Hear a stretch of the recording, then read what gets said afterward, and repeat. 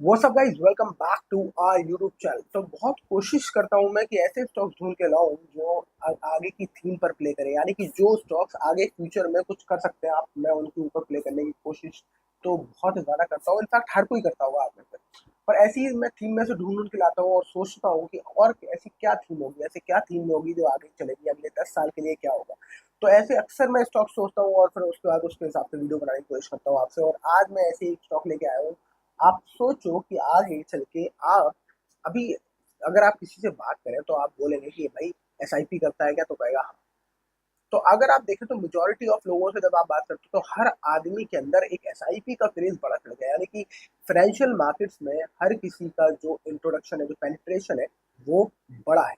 तो पेनिट्रेशन के हिसाब से अगर आप देखें तो ऐसी कंपनीज बहुत अच्छा कर सकती हैं जो आपके बिहाफ पर आपका एसेट मैनेजमेंट करे, यानी कि आप जो भी पैसा लगाते हो एसआईपी में, स्टॉक मार्केट में, या स्टॉक मार्केट में डायरेक्टली लगाते हो, या एसआईपी के थ्रू लगाते हो, या फिर किसी म्यूचुअल फंड डिस्ट्रीब्यूटर के थ्रू लगाते हो, जो भी जिस तरीके से भी आप पैसा लगाते हो फाइनेंशियल मार्केट्स में, जो भी आप करते हो ये मैनेजमेंट, वो कंपनी बहुत बढ़िया करेगी जिसको आप पैसा देते हो।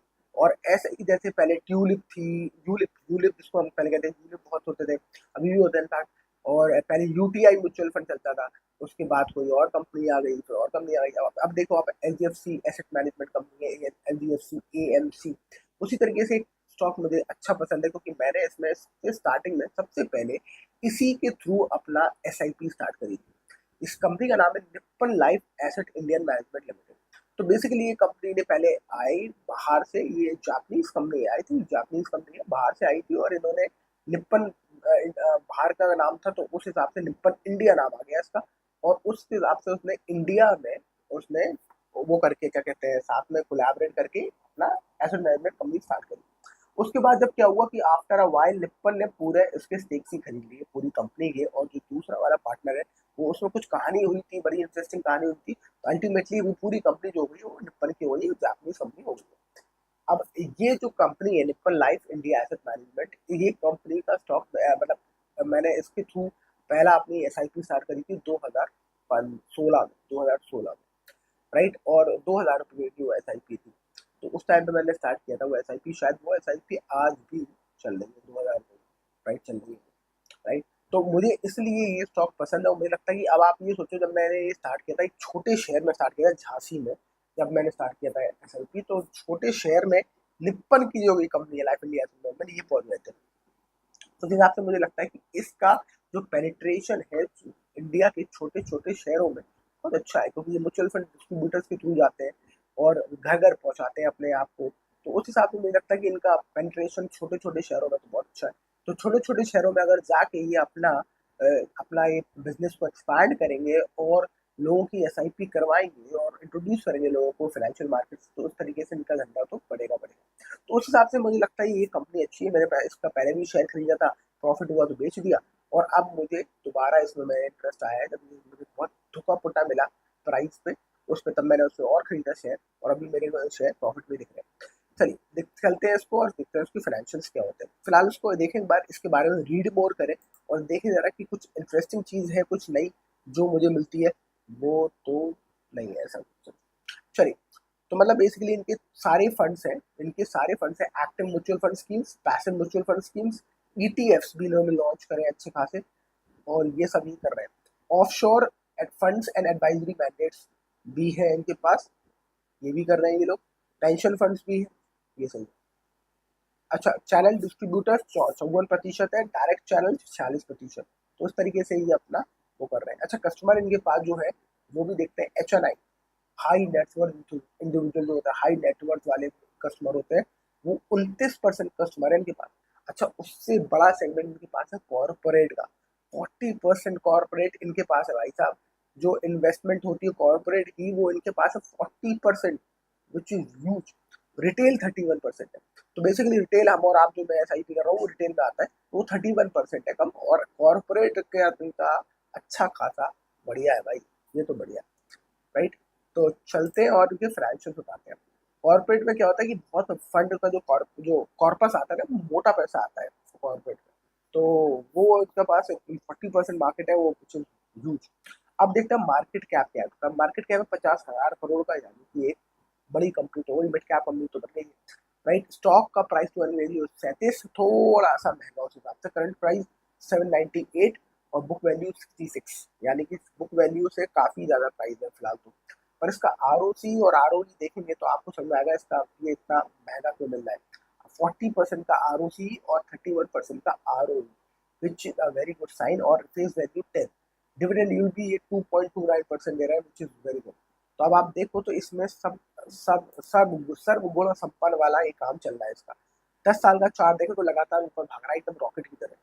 279 रुपीज पे लॉन्च हुआ था 2017 में, अभी ये पहुंच गया है 804 रुपए का, यानी कि 200 रुपए मान लें और 800 मान लें, 4 गुना हो गया ये 17 से अभी तक, यानी कि 8 साल में 4 गुना प्राइस कर दिया इसको मोटा मोटा आपको। ठीक है, चलते हैं आगे।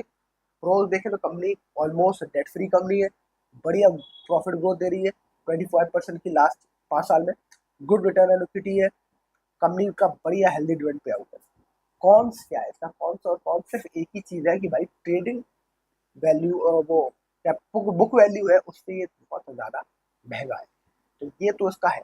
अब इसका एक बार वो देखें, आपको हम प्रॉफिट एंड लॉस दिखाता हूँ मैं आपको, जो कि होगा सालाना।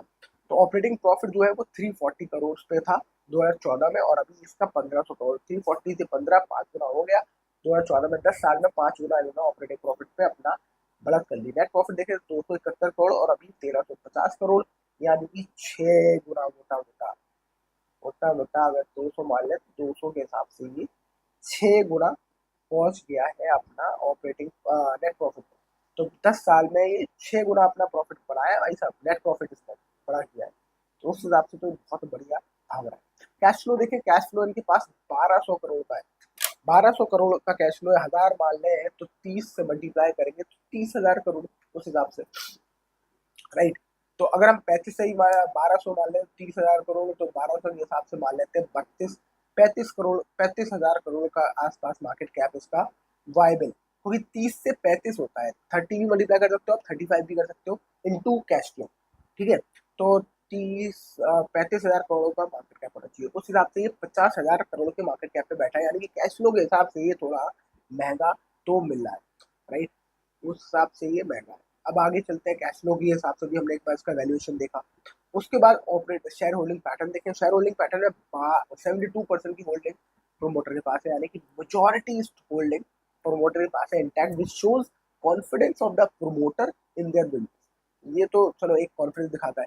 एफआईआई के पास क्या है, बाहर के लोग क्या कहते हैं 60% होल्डिंग, चलो गुड।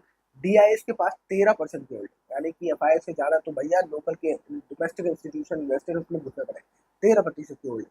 पब्लिक के पास क्या है 6% होल्डिंग, यानी कि पब्लिक के पास होल्डिंग बहुत कम, और इसलिए मुझे स्टॉक ज्यादा पसंद आ रहा है, क्योंकि पब्लिक की होल्डिंग कम है और एफआईआई डीआईएस में जम के पैसा ठोक रहे हैं। इनफैक्ट आप देखो पब्लिक की होल्डिंग थोड़ी सी अभी बढ़ी है 1 साल में, पर उसके हिसाब से देखा जाए तो डीआई की होल्डिंग उससे ज़्यादा बढ़ी है, एफआई की थोड़ी कम हुई है, पर डीआई की होल्डिंग उससे ज़्यादा बढ़ी है। सारा कोशिश हो रही है पब्लिक से स्टॉक लेके एफआई और डीआई अपने पल्ले लगा लें स्टॉक। तो आप क्या करेंगे, आप अपना डिसीजन, ये स्टॉक बढ़िया लगता है मुझे, और ऐसे मुझे लगता है ऐसे बिजनेसेस आगे चल के ग्रो ही करेंगे। हो सकता है शॉर्ट टर्म में थोड़ा सा आपको रिटर्न ना दे, 2 5 साल रिटर्न ना दे, पर अल्टीमेटली ग्रो ही करेंगे, क्योंकि इंडिया में जो फाइनेंशियल अवेयरनेस है वो बड़ी है, और छोटे छोटे शहरों तक अगर ये अपनी एसआईपी पहुंचा रहे हैं, अपना प्रोडक्ट पहुंचा रहे हैं, अपने बिजनेस पहुंचा रहे हैं, तो छोटे छोटे शहर जितने लोग एसआईपी ज्यादा करेंगे, जितने छोटे छोटे शहर जितने लोग इन्वेस्टमेंट ज्यादा करेंगे इन चैनल्स के थ्रू, म्यूचुअल फंड्स के थ्रू या फिर डिस्ट्रीब्यूटर्स के थ्रू, उस हिसाब से मार्केट में इनके पास ज्यादा पैसा आएगा, इनका धंधा बढ़ेगा, इनका धंधा बढ़ेगा तो बिजनेस बढ़ेगा, आपका स्टॉक का प्राइस बढ़ेगा और आप भी ग्रो करेंगे। तो that's what I think in this video. I hope आपको वीडियो पसंद आया, जो भी डिसीजन लेना अपने दिमाग से लीजिएगा, कोई भी रिकमेंडेशन कहीं भी किसी ने कभी नहीं दिया, right. So I will see you in the next video. Thank you so much for watching.